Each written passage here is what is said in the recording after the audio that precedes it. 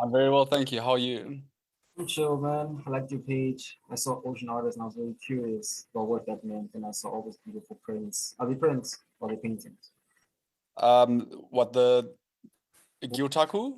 What do you specialize in? Let me say that. What do you specialize Okay. I would say that my art specializes maybe in two formats. The one is a Japanese style of printmaking called Gyotaku, and I'll send you the spelling of this for your article.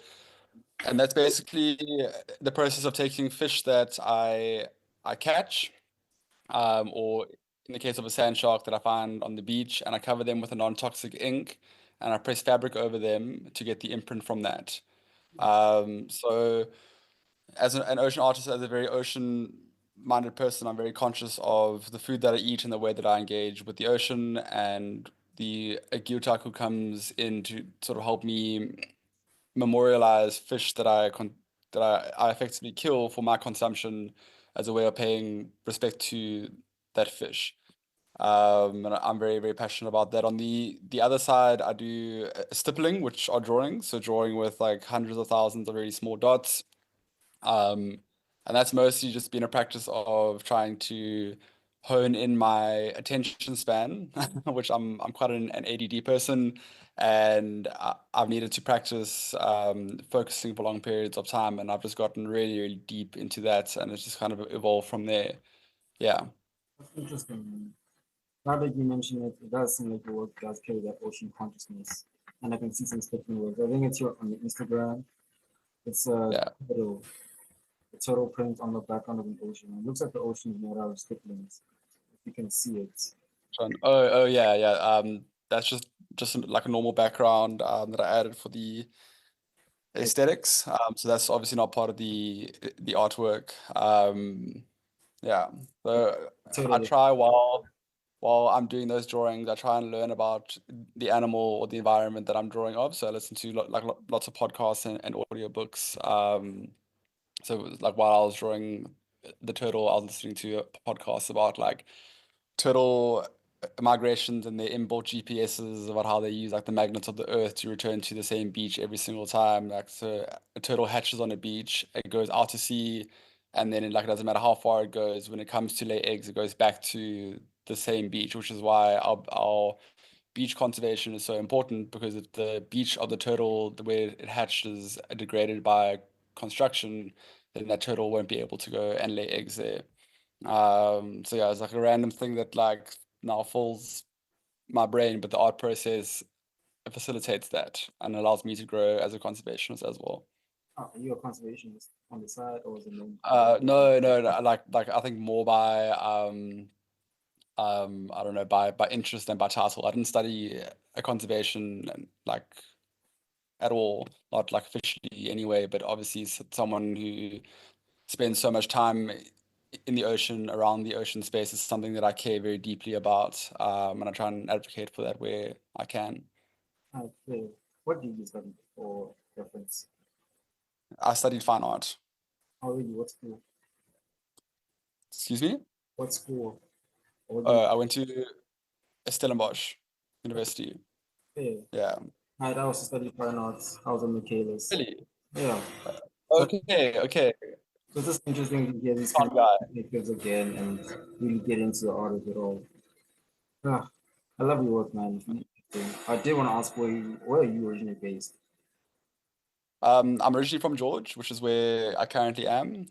As we discussed, I was in Saudi Arabia for the last few months, but now I'm based out of the Transkei. So I live in Mdumbi, near the Coffee Bay, um, and that's like where my studio is. And yeah, like the work that I've been creating for the last year has been uh, out of there, and I'll be there for the foreseeable future.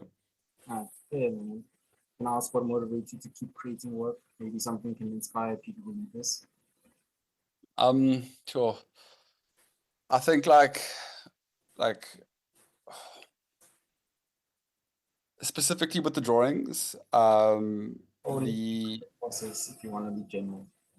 yeah, I think like there's always room for improvement. I think as I'm sure you can relate to as an artist, I've never made a perfect artwork. Like I don't know if the perfect artwork really exists. So every time that I make a print or I make a drawing, I always learn something new. So the need and the will for me to progress in my own art making capabilities, because I find a huge amount of satisfaction from producing work at a standard that I enjoy, that I personally enjoy looking at, that I enjoy creating. But every single time I do it, I realize that I could do it better in a certain way. So even with the drawings that I do, from the time that the drawing starts to the time that the drawing finishes, the drawing style changes. Mhm. And so like I can, from all the drawings that I've done, I like you can put them in a chronological order based by like how you can see how the drawing style has changed over time. So my most recent drawing is like Great White. It's a very different drawing to the turtle, which is a very different drawing to the manta, which is a very different drawing to the octopus. And it's like the same goes for my, yeah, that's the one. Um, like I get so deep into it, and it's very, very addictive. I'm like addicted to the like tediousness, if that makes any sense. Like really trying to capture the essence and the form of these animals that I care so deeply about. That I've like specifically with the great white, I've been very fortunate to have spent some really good quality time with great whites in the wild, and I've had some really incredible encounters. So to have this animal that in many ways has been so life-changing for me, to try and take something as abstract as that and put it on a two-dimensional piece of paper and create something from that, it's a challenge that I really value. And yeah, like I don't generally draw things or create work around things that I don't know. So I've had people reach out asking if I can draw their pets or like their cars, and I can't. Not like I could maybe draw it, but it wouldn't carry the same kind of essence. I don't know if that answers your question at all. Because you Um, can just say that it's the you love the process and the essence of it all comes from the experiences. yes, The ocean. yeah, I do like the great yeah. white. Do you know Damien Hirst, the artist Damien I know Hirst? that. Yes, yes, Yeah, the yeah, movie of his work with the shark and formaldehyde. yes, yeah. Especially when Uh, what's that thing? A frame, in the last frame right here. That's when it yes. kicks in, like you That, feel the visceral space, you feel the emptiness, and you feel the real life of the shark. It's a realistic shark, but it doesn't feel threatening as much as it is like you're observing something in its own natural environment. I think specifically with sharks, they get a really bad rap, Mm. um, undeservedly so. So one of my favorite authors is a guy called Peter Benchley, and he wrote the book Jaws. And he famously said that if you could take it back, he would never have written Jaws because it permanently changed the way that people feel about sharks. And as I mentioned, I've had some really close encounters, and like it's very, very intense. But a great white carries a kind of presence like that. The only word that I could use for it is sublime in the romantic sense. Um, but I've never touched wood. Maybe I've never had an aggressive encounter.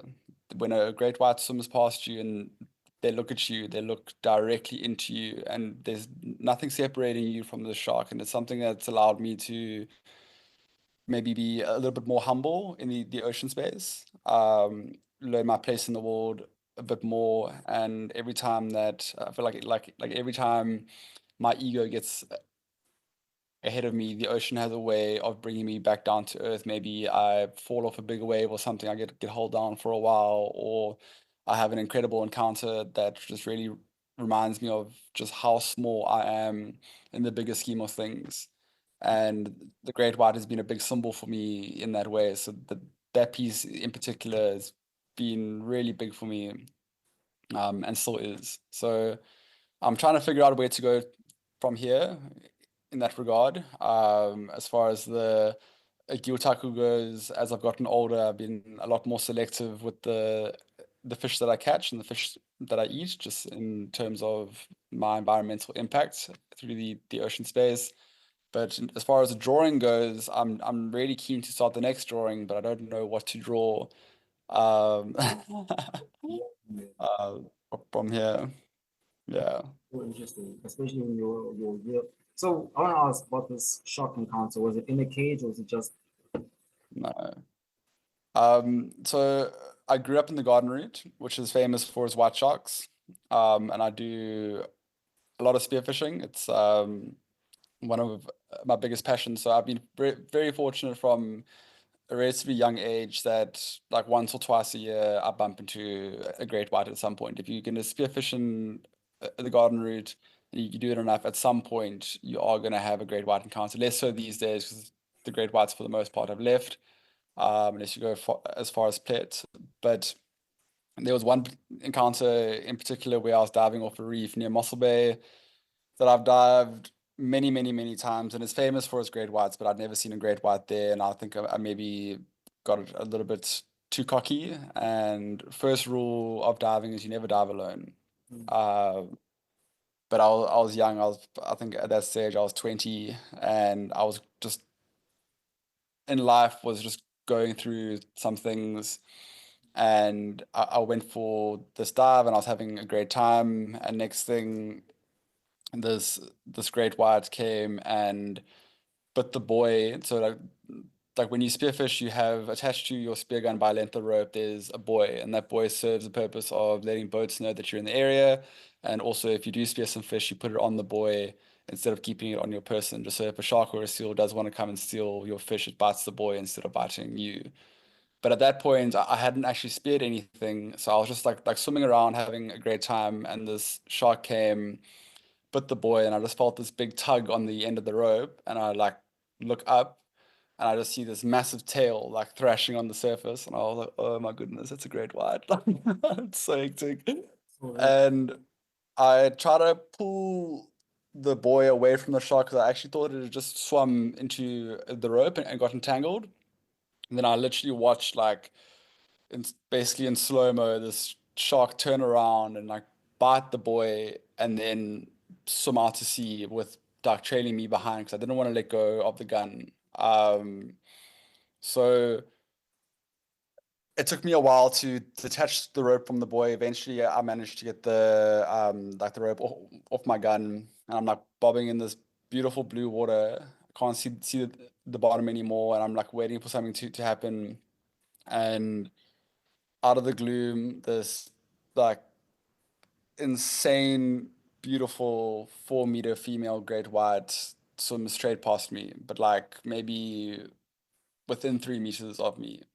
And I like Ray, and at that point, I'd only had one other great whites encounter, which was very, very brief. So this is like my first major one. And to this day, the best sighting that I've had. And the shark swam past me, and obviously I was scared. But the rule with sharks is that you can't act like prey. If you're gonna act like prey, you're gonna become prey. So you have to be incredibly confident in the water, and you got to really hold your space. So I raised my gun, my like little 80 centimeter gun towards this big shark. And I realized like in this moment that no matter what I do with this gun, if this shark does want to bite me, like there's nothing I can do about it. And I just really had to let go. So I lowered the gun and then she swam past me. We made this really, really intense eye contact. Um, and I, I to this day don't really have the words to describe it, but it felt like in that moment she exposed all of my insecurity, all this shit that I had on the background going, like, university and breakups and, like problems like that I thought the worldly problems that I thought that I had. In that very moment, it was just her and I. We were the only two animals, creatures in the entire ocean. And the great white doesn't swim through water. I feel like the water just moves around it. It really holds a truly incredible presence. And I don't know, she just swam off into the gloom as quickly as she came, obviously eyed me out, and they I really emphasize the eye contact because people think that they have a beady black eye. Their eyes are actually blue. And you only know that when you get close. And it was like she was just sentient. She was looking directly at me. She was thinking about me and obviously trying to size me up. Like, am I worth it as a meal? And she swims into the gloom, and that's to be honest, like